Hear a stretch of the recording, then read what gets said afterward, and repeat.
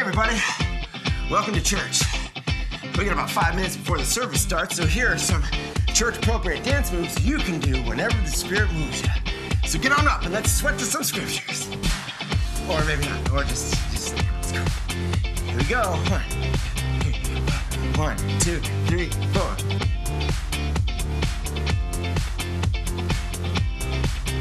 Make sure it's on the face. See it on the face. Yeah. Bring it together. Here we go.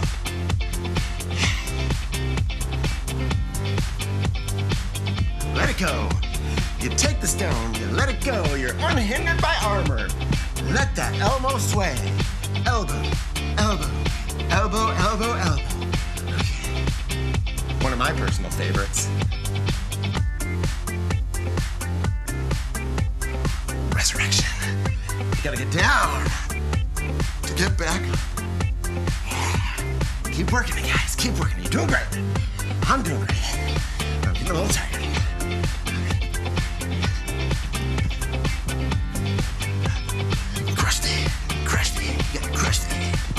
We gotta stomp hard, stomp hard, stomp hard. You're crushing it, crushing it, crushing it. Yeah.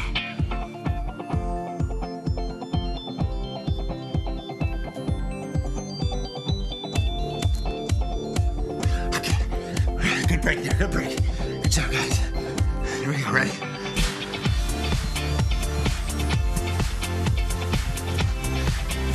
Get that whip going. Scare those tax collectors. Those merchants. Yeah, those merchants.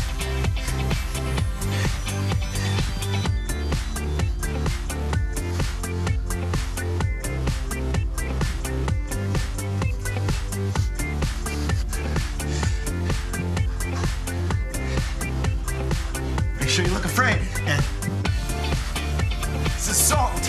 You look back and salt, salt, salt.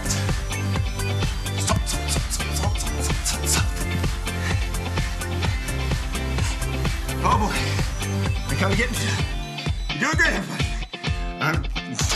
Oh, almost. Okay, I can do all things through Christ who strengthens me. 2 minutes, 30 seconds left.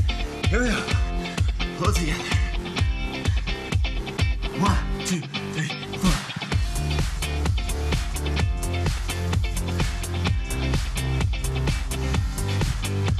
Oh no, oh no, oh no, oh no.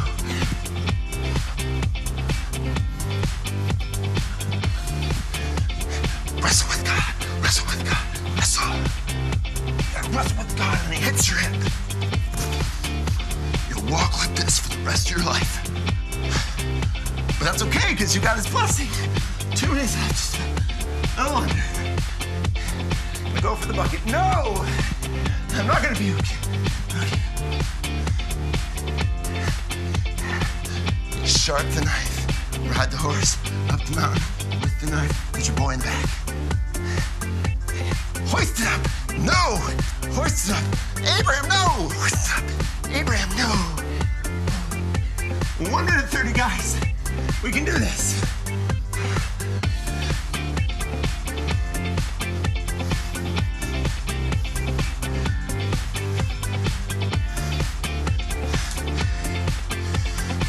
Okay, this one's important. The meekness is important. All right, 1 minute, guys. We're doing great. Keep it meek, but then watch this. This is not meek. Coming at the end with swords. Swords. Cut down the enemy. Flame them dead. Flame them dead. Flame them dead. Whew. Whew. Yeah, there. You do it. This one's important too. We're sowing the seeds. Here we go. Sowing. Make sure you hit that fertile ground. Stay away from the grass.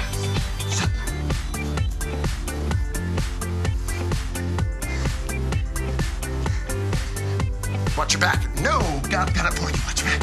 No, God's got it for you.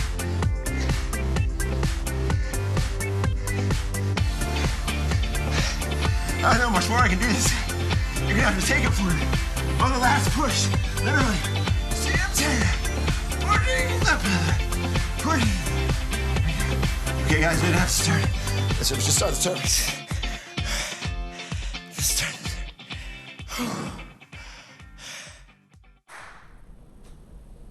Bienvenidos a nuestra reunión dominical. Espero que puedan disfrutar en casa de estas canciones.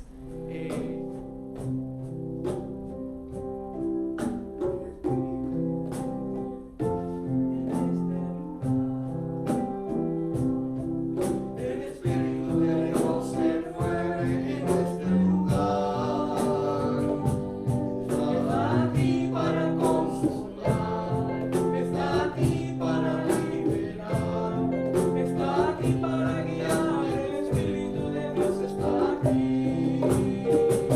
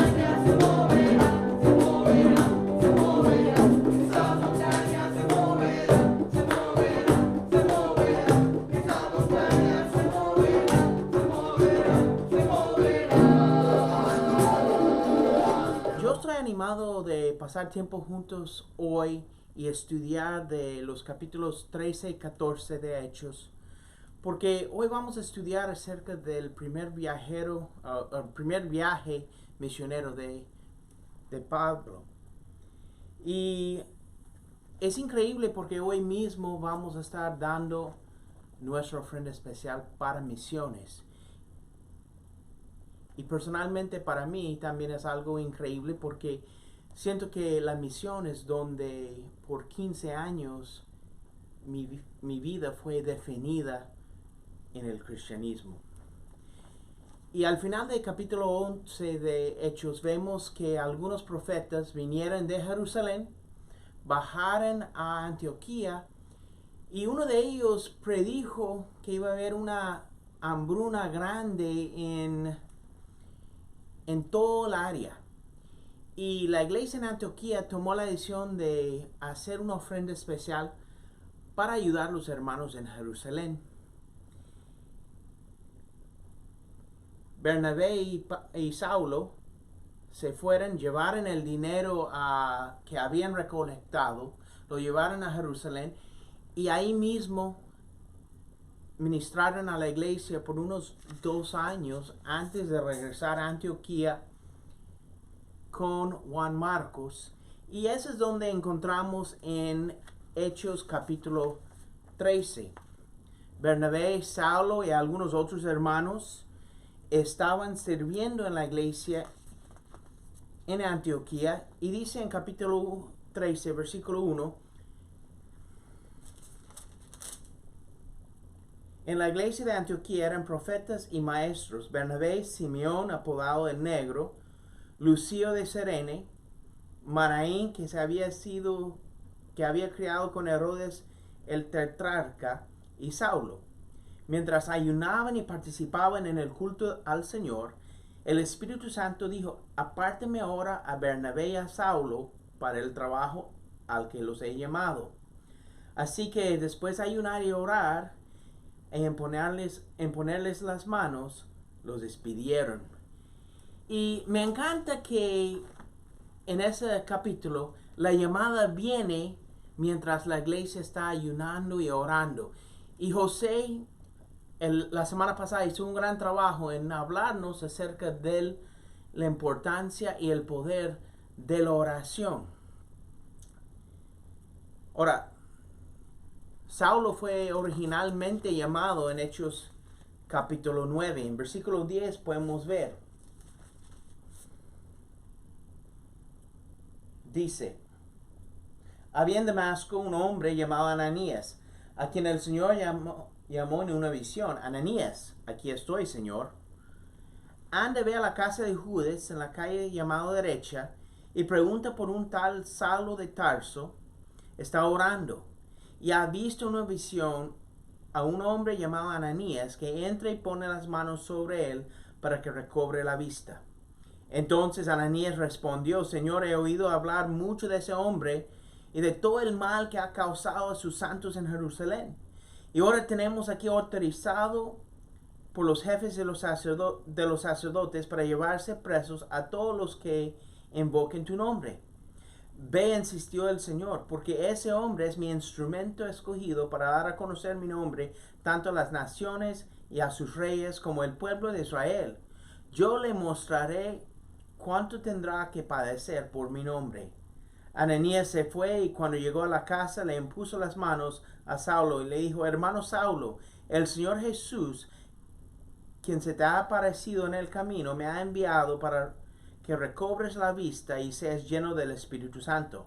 Al instante cayó de los ojos de Saulo algo como escamas y recobró la vista. Se levantó y fue bautizado, y habiendo comido, recobró las fuerzas.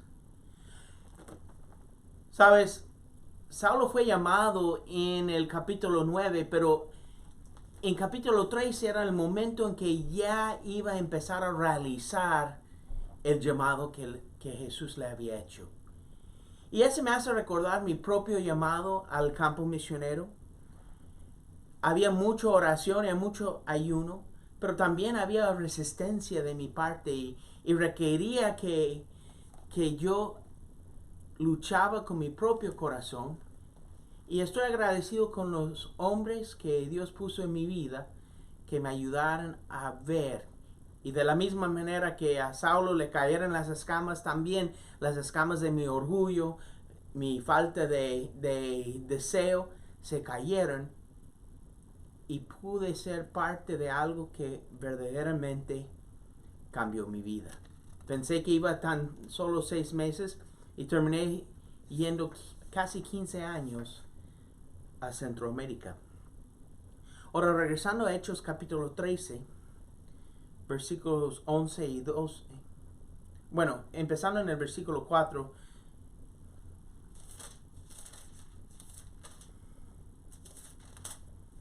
Dice, Bernabé y Saulo, enviados por el Espíritu Santo, bajaron a Seleucia y ahí navegaron a Chipre. Al llegar a Salmina, predicaron la palabra de Dios en las sinagogas de los judíos. Tenían también Juan como ayudante.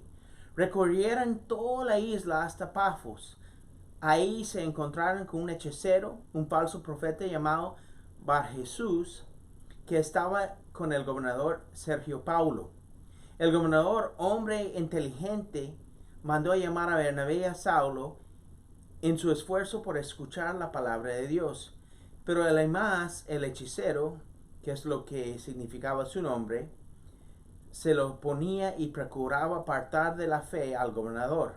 Entonces Saulo, o sea Pablo, lleno del Espíritu Santo, clavó en los ojos en Ananías y le dijo, hijo del diablo, enemigo de toda justicia, lleno de todo tipo de engaño y fraude, nunca dejarás de torcer sus caminos rectos del Señor. Ahora la mano del Señor está contra ti, vas a quedarte ciego y por algún tiempo no podrás ver la luz del sol. Al instante cayeron sobre él sombra y oscuridad y comenzó a buscar a tientas quien lo llevara de la mano. Al ver lo sucedido, el gobernador creyó maravillado de la enseñanza acerca del Señor.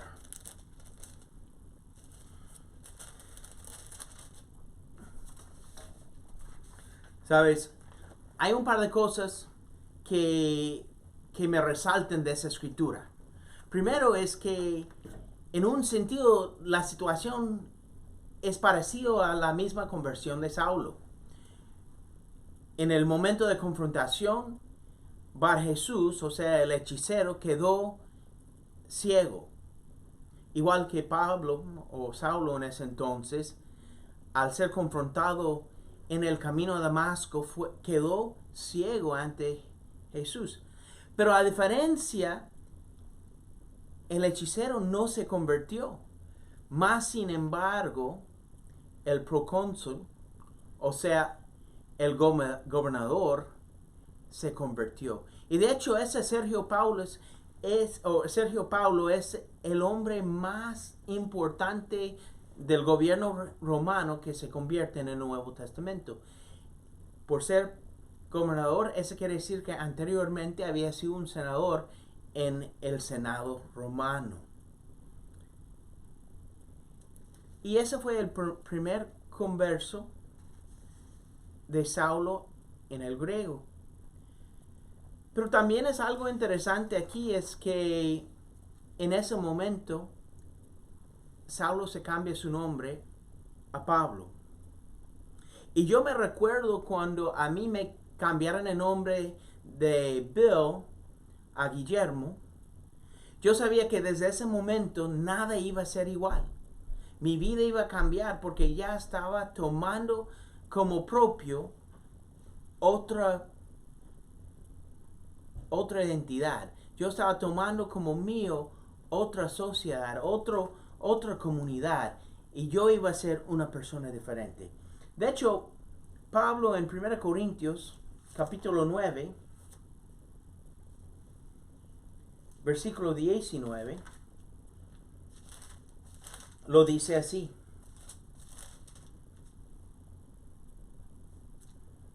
aunque soy libre y respeto a todos, de todos me he hecho esclavo para ganar a tantos como sea posible. Entre los judíos me volví judío a fin de ganarlos a ellos. Entre los que vivían bajo la ley me volví como los que están sometidos a ella, aunque yo mismo no vivo bajo la ley, a fin de ganar a estos. Entre los que no tenían la ley me volví como los que están sin ley, aunque no estoy libre de la ley de Dios, sino comprometido con la ley de Cristo, a fin de ganar a los que están sin ley. Entre los débiles me hice débil a fin de ganar los débiles. Me hice todo para todos a fin de salvar a algunos por todos los medios posibles. Todo eso lo hago por causa del Evangelio para participar en sus frutos. Y aquí vemos la convicción de Pablo, vemos la habilidad o el deseo de moldearse, de redefinirse vez tras vez tras vez para poder extender el evangelio de una manera más efectiva entre cada tipo de persona a quien él se confrontaba. Pero no fue la primera vez que Saulo hizo una conversión en su vida. No es la primera vez que Dios redefinió quién era Saulo. La primera vez que lo encontramos está en Hechos capítulo 7 y está aprobando la muerte de Esteban. Lo están apedrando y ahí está dando su aprobación a la muerte del profeta. Al principio del capítulo 9 vemos que todavía está respirando y está amenazando a muerte a los creyentes. Pero ya para el final del capítulo 9 de Hechos, este hombre que perseguía la iglesia ya estaba proclamando el evangelio. En Filipenses capítulo 3, versículo 8.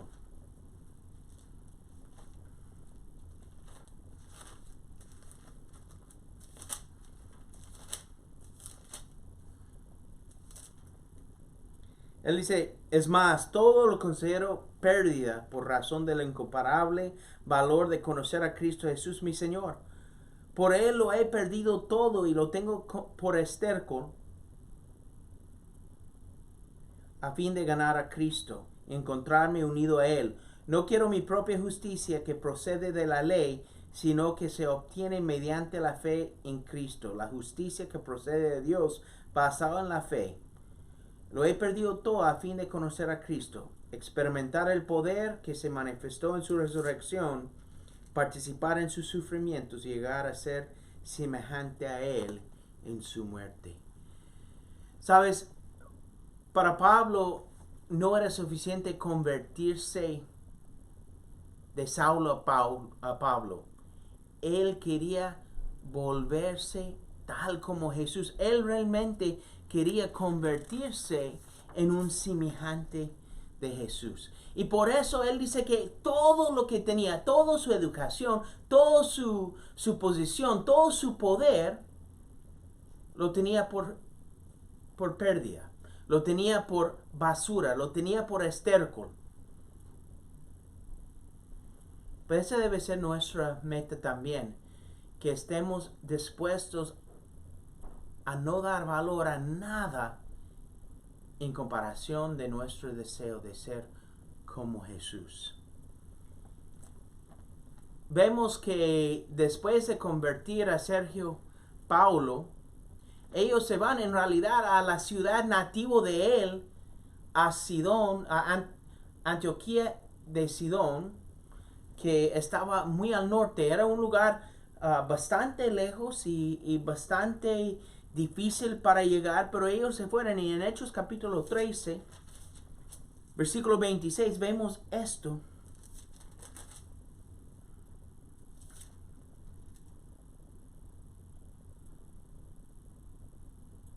Hermanos descendientes de Abraham, y ustedes los gentiles temerosos de Dios, a nosotros se nos ha enviado este mensaje de salvación. Los habitantes de Jerusalén y los gobernadores no reconocieron a Jesús. Por tanto, al condenarlo, cumplieron las palabras de los profetas que se leen todos los sábados. Aunque no encontraran ninguna causa digna de muerte, le pidieron a Pilato que lo mandara a ejecutar. Después de llevar a cabo todas las cosas que estaban escritas acerca de él, lo bajaron del madero y lo sepultaron. Pero Dios lo levantó entre los muertos. Durante muchos días lo vieron los que habían subido con él de Galilea a Jerusalén. Y ellos son ahora sus testigos ante el pueblo. Nosotros les anunciamos a ustedes las buenas nuevas respecto a la promesa hecha a nuestros antepasados. Dios nos la ha cumplido plenamente a nosotros, los descendientes de ellos, al resucitar a Jesús, como está escrito en el segundo salmo. Tú eres mi hijo, ahora mismo te he engendrado. Dios lo resucitó para que no volviera jamás a la corrupción. Así se cumplieran esas promesas. Yo les daré las bendiciones santas y seguras prometidas a David. Por eso dice en otro pasaje, no permites que el fin de sus santos sea la corrupción. Más adelante en versículos 42 al 52, dice, al salir ellos de la sinagoga lo invitaron a que el siguiente sábado les hablara más de esas cosas. Cuando se disolvió la asamblea, muchos judíos y proselitos fieles acompañaban a Pablo y a Bernabé, las cuales en su conversación con ellos les insistieron perseverar en la gracia de Dios. El siguiente sábado casi toda la ciudad se congregó para oír la palabra del Señor. Pero cuando los judíos vieron las multitudes, se llenaron de celos y contradecían con maldiciones lo que Pablo decía. Pablo y Bernabé les contestaron valientemente. Era necesario que les anunciara la palabra de Dios primero a ustedes, como lo rechazan y no consideran dignos de la vida eterna. Ahora vamos a dirigirnos a los gentiles. Así nos lo ha mandado al Señor. Te he puesto por luz para las naciones a fin de que lleves mi salvación hasta los confines de la tierra. Al oír esto, los gentiles se alegraron y celebraron la palabra del Señor y creyeron todos los que estaban destinados a la vida eterna. La palabra del Señor difundía por toda la región, pero los judíos incitaron a las mujeres muy distinguidas y favorables al judaísmo y a los hombres más prominentes de la ciudad y provocaron una persecución contra Pablo y Bernabé. Por tanto, los expulsaron de la región. Ellos, por su parte, se sacudieron del polvo de los pies en señal de protesta contra la ciudad y se fueron a Iconio. Y los discípulos quedaron llenos de alegría y del Espíritu Santo. ¿Sabes? Aquí vemos que el mensaje de Pablo los enojó. Pero es interesante porque él predicó 2 sábados seguidos. El primer sábado no estaban enojados con él. No tenían en realidad problema con el ofrecimiento de la salvación. Era el siguiente sábado cuando Pablo les dice que esa promesa es para todos. Y empieza a incluir a los griegos. Empieza a incluir a las personas que no aceptaban tan abiertamente los judíos. Muchas veces nosotros no tenemos problema con la idea de salvación, no tenemos problema con el mensaje de salvación. Pero cuando la iglesia empieza a llenarse con personas que no nos agradan o personas que son muy diferentes de nosotros, empezamos a resistir. Y eso es lo que pasó con los judíos. Ellos estaban resistiendo a abrir su iglesia a personas que ellos no pensaban que eran dignos de ser ahí, de estar ahí. Pero es increíble porque Pablo dice a ellos mismos, ahora nos vamos de ustedes y vamos a los gentiles porque ustedes no se consideraban dignos de la vida eterna. Sabes, tenemos que pensar si estamos tú y yo dispuestos a vivir de una manera digna del llamado que hemos recibido, dignos de la vida eterna. Y es importante entender que para ellos la vida eterna no era algo cuando te mueres en el cielo, era algo que comenzaba ahora mismo y se extendía hasta el cielo. Pero nosotros vivimos hoy día en una temporada donde los cristianos no quieren oponer a nada, no quieren ofender a nadie. Ahora, yo no estoy diciendo que deberías ir a ofender a alguien, pero no debemos preocuparnos por ser amigo de todos. En Filipenses capítulo 1, versículo 27, Filipenses 1, 27,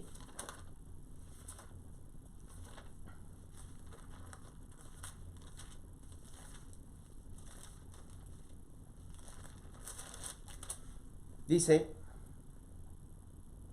pase lo que pase, compórtense de una manera digna del Evangelio de Cristo. De este modo, ya que sea que vaya a verlos o que estando ausente, solo tenga noticias de ustedes, sabré que siguen firmes en un mismo propósito, luchando unánimes por la fe del Evangelio. ¿Sabes? Pablo les anima que viven de una manera digna del Evangelio. Pero, ¿qué es ser dignos del Evangelio? Muchas veces traducimos ser digno del Evangelio como si fuera ser una buena persona. Pero Pablo no estaba llamando a la iglesia a ser buenas personas. Él estaba llamando a la iglesia a dar todo por Cristo. ¿Sabes? Jesús mismo murió por el mensaje del Evangelio. Pablo perdió todo y murió por el mensaje del Evangelio. Nosotros debemos estar dispuestos a hacer cosas que son difíciles a favor del Evangelio. Muchas veces queremos que el cristianismo sea fácil. Queremos que el cristianismo nos haga más fácil la vida. Pero en realidad, el cristianismo nos da un propósito por el cual luchar. Debemos trabajar más fuerte, debemos sacrificar nuestras vidas para que otros conozcan a Jesús. Esa es la misma razón que hoy estamos tomando una ofrenda. Estamos sacrificando para que otros puedan conocer el Evangelio. En Hechos, capítulo 14, vemos que llegan a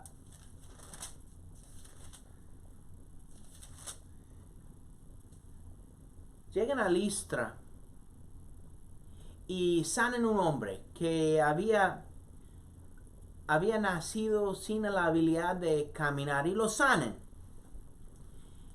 Y la gente está tan animado que ellos piensan que Bernabé y Saulo son Zeus y Hermes.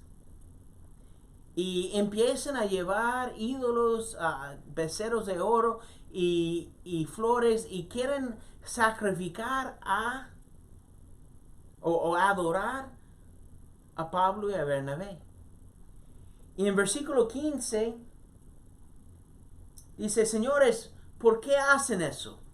Nosotros también somos hombres mortales como ustedes. Las buenas nuevas que les anunciamos es que dejen esas cosas sin valor y se vuelven al Dios viviente, que hizo el cielo, la tierra, el mar y todo lo que hay en ellos.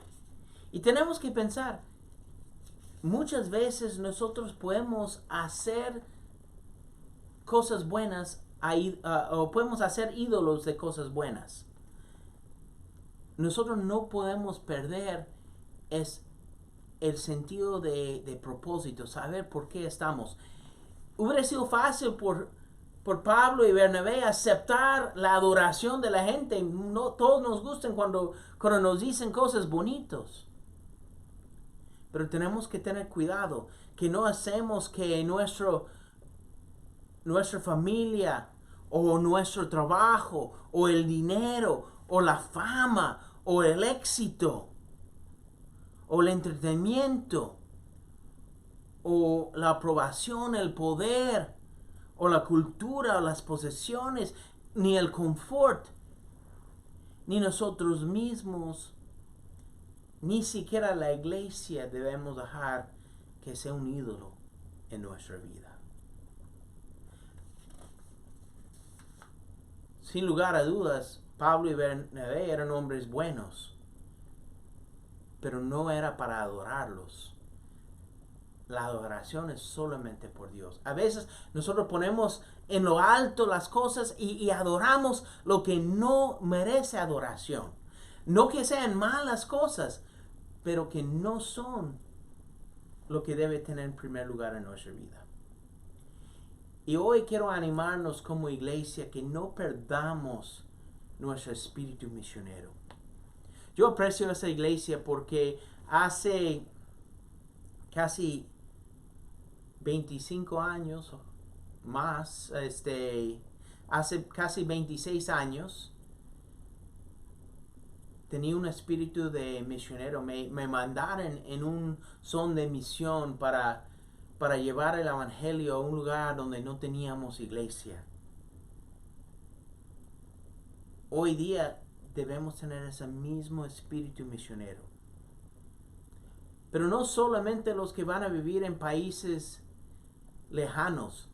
Hoy todos tenemos la oportunidad de ser misioneros. De hecho, todos estamos siendo misioneros digitales por medio del Facebook o por el YouTube o el WhatsApp. Estamos todos aprendiendo nuevas maneras de evangelizar, de llevar el evangelio. Aún predicar en frente de una cámara es algo nuevo para todos nosotros.